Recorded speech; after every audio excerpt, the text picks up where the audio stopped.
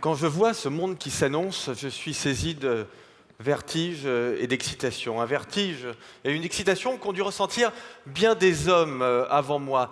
Tenez, par exemple, il y a à peu près 2500 ans, songez à un artisan à quelques kilomètres d'Athènes, sur une de ces collines que l'on voit en quittant la capitale grecque en avion. Notre artisan, il fabrique par exemple des paniers. Et quand il veut échanger un panier contre une bouteille de vin, eh bien, il va voir un producteur de vin qui habite à côté de chez lui, dans sa communauté, et il échange son panier contre sa bouteille de vin. Et puis, au loin, il voit se construire le port du Pirée.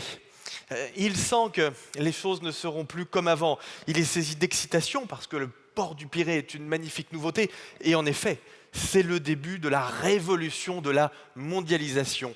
Mais en même temps, la construction du port du Pirée, c'est un monde qui s'effondre et c'est la fin de sa communauté puisque désormais, quand il voudra se procurer une bouteille de vin, il l'échangera à quelqu'un qui l'a produite de l'autre côté de la mer Méditerranée, à des centaines de kilomètres de chez lui. Songez, 1000 ans plus tard, au moment de la Renaissance, vous pensez que le monde est clos, que l'univers est fini, que le ciel est un toit, que la Terre est au milieu de l'univers. Et puis arrive la révolution copernicienne. Et là, on vous explique que l'univers est infini, ce qui est quelque chose qui est très difficile en réalité à comprendre. On vous explique que la Terre n'est pas au milieu de l'univers, mais qu'elle est positionnée là par hasard. Et on a pu vérifier que la Terre était ronde et non pas plate. Et ça, vraiment, ça n'est pas intuitif. On vous explique que quand vous allez par là, au fond, vous revenez par là. Il y a eu beaucoup de dépressions. Ce n'est pas facile à concevoir. Au milieu du 19e siècle, au moment de ce que l'on a appelé la révolution industrielle, vous avez un naturaliste très connu, à 20 km au sud de Londres, dans une ville qui s'appelle Down. Il s'agit donc de Charles Darwin, qui vous explique que vous ne venez pas de Dieu, mais vous venez du singe. Il y a eu aussi beaucoup d'incompréhension. Vous ne venez pas d'en haut, vous venez d'en bas. Aujourd'hui, c'est quelque chose de cet ordre qui me saisit quand je vois les implications de cette vague d'innovation, de cette nouvelle révolution, la révolution des NBIC. N pour nanotechnologie, B pour biotechnologie, I pour tout ce qui relève de l'information et le C pour les sciences cognitives, dont relève par exemple l'intelligence artificielle. Et quand je vois les implications colossales, économiques, politiques, sociales des NBIC, c'est vrai, je suis saisi de vertige et d'excitation. D'excitation parce que ce monde des NBIC va être un monde extraordinaire. Et il y a beaucoup de choses que nous allons aimer dans ce monde des NBIC. Moi, je vais aimer la guérison des cancers, par exemple. Je vais aimer la fin des embouteillages dans les villes grâce à la voiture autonome. Je vais aimer l'énergie décarbonée. Je vais aimer la possibilité de construire une usine dans ma chambre à coucher grâce à l'imprimante 3D. Mais comprenez bien, une révolution de ce type, ça n'est pas seulement un monde qui naît. C'est certes un monde qui naît, mais c'est aussi un monde qui s'effondre, un monde qui disparaît. Et moi, dans ce monde qui disparaît, il y avait aussi des choses que j'aimais.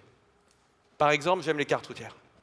J'aime les cartes routières dépliées sur la table du salon pour essayer de réfléchir à là où nous allons partir en week-end. J'aime les maisons et les immeubles basses. Je déteste les tours que l'on voit fleurir dans toutes les métropoles du monde. Et puis surtout, j'aime les livres. Et j'ai bien peur que le livre disparaisse au profit du livre électronique. Et la fin du livre, pour moi, c'est le début d'une sorte de barbarie. Est-ce que ça fait de moi quelqu'un de réactionnaire? Non, je ne crois pas. Être réactionnaire, ce serait vouloir conserver le passé, vouloir rester dans le passé. Mais moi, ce que je vous propose, ça n'est pas de rester dans le passé, c'est bien d'entrer dans l'avenir. Ce que je vous propose, c'est un progressisme conservateur. Progressisme, car nous voulons entrer dans les NBIC, mais conservateur, car il y a des choses de notre civilisation que nous aimons. et que nous voulons conserver. Alors attention, attention aux fausses idoles, parce qu'il y a des choses que nous ne pourrons pas, ou peut-être pas, conserver. Je vais vous donner 2 exemples. Premier exemple, la famille d'amour. J'aime la famille d'amour, je vis là-dedans. Beaucoup d'entre nous aiment la famille d'amour, mais la famille d'amour est une institution qui est née de la première révolution industrielle. C'est une institution qui est née au fond de la machine à vapeur et de l'exode rural. Et je me dis, ce qu'une révolution industrielle a pu faire, peut-être malheureusement qu'une autre révolution industrielle pourra le défaire. Et on en voit d'ailleurs déjà les prémices. On parle beaucoup de polyamour, par exemple, le fait de vivre avec plusieurs conjoints adultes au sein d'une même famille. On parle aussi des fermes à bébés, le fait de pouvoir choisir les caractéristiques génétiques de son futur enfant. Je ne suis honnêtement pas certain que nous pourrons l'éviter. Je n'aime pas ça, mais je ne sais pas si nous pourrons l'éviter. Deuxième exemple d'une institution qui pourrait disparaître avec les NBIC, et pour le coup, je m'en réjouis, c'est la nation. La nation est une invention aussi récente du 19e siècle, et à l'ère des réseaux, à l'ère de l'hypermondialisation, peut-être qu'enfin, nous allons être non pas de là où nous avons été enfantés, mais nous allons être de là où nous enfantons. Ce serait la fin de la nation au sens du 19e siècle, et pour le coup, contrairement à la fin de la famille d'amour, je m'en réjouis. Alors, qu'allons-nous garder? Quels sont les éléments, au fond, qui ont passé toutes les grandes transformations technico-économiques? Eh bien, ce que nous allons garder, je l'ai trouvé dans un très vieux livre. Je l'ai trouvé dans un livre qui s'appelle La République, un livre de Platon. Et dans ce livre, Platon décrit ce qu'il appelle les 4 vertus cardinales. Cardinales parce que ce sont elles qui servent de pivot à toutes les autres valeurs. Et c'est ça ce que nous allons devoir garder. Ce sont les 4 vertus cardinales, la prudence, la tempérance, le courage et la justice. La prudence s'oppose à la précaution. La précaution porte sur les fins, la prudence porte sur les moyens. La précaution vous dit ne fais pas. La prudence vous dit fais, mais en fonction de tes moyens, fais prudemment. La précaution est une interdiction, la prudence est une régulation. Et nous devons penser ces régulations au niveau politique. La précaution vous dit non, nous n'entrons pas dans l'intelligence artificielle, trop dangereux. La prudence nous dit si, bien sûr, nous allons entrer dans l'intelligence artificielle, mais nous allons réguler l'intelligence artificielle intelligemment. La tempérance vous dit tu dois rester maître de ce qui arrive. La tempérance vous dit l'homme doit rester maître de la machine. La tempérance vous dit si je suis directeur d'hôpital, eh bien, la génomique, ça va me servir à soigner les cancers, pas à proposer à de futurs parents de choisir la couleur des yeux ou la couleur des cheveux de leur futur enfant. Le courage vous dit de changer tout de suite. Imaginez un libraire qui est très bousculé par l'arrivée du livre en ligne dont je parlais il y a un instant.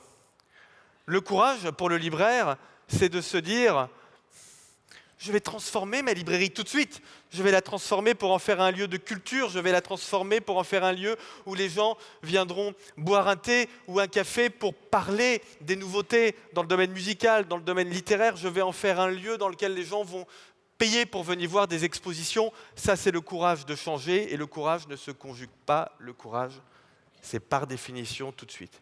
Et puis, 4e vertu cardinale, bien évidemment, la justice. La justice, c'est l'idée selon laquelle nous devons collectivement fournir une solution à notre libraire qui est menacé de disparaître. Que devons-nous lui dire? Nous devons lui apporter des solutions. Nous devons lui apporter des solutions en termes de redistribution. Nous devons lui apporter des solutions en termes d'entrepreneuriat. Nous devons lui apporter des solutions en termes de formation. Et finalement, la justice, c'est l'idée selon laquelle les NBIC doivent profiter à l'ensemble de la population et pas simplement à certains. Ce que je vous propose, Ce progressisme conservateur que je vous propose, ça n'est pas un slogan. C'est une façon de vivre et c'est une façon d'agir. Par exemple, certains d'entre vous ont des enfants. Le progressisme conservateur vous dit « Oui, laissez un iPad dans les mains de vos enfants, mais apprenez-leur les vertus classiques. Oui, qu'on apprenne aux enfants le code, très bien, mais s'il vous plaît, qu'on continue de leur enseigner le grec et le latin. » Le progressisme conservateur vous dit « Oui, tu peux laisser tes enfants jouer aux jeux vidéo, mais fais-leur aussi écouter Vivaldi. Ça n'est pas être passéiste, c'est être réaliste. » Merci.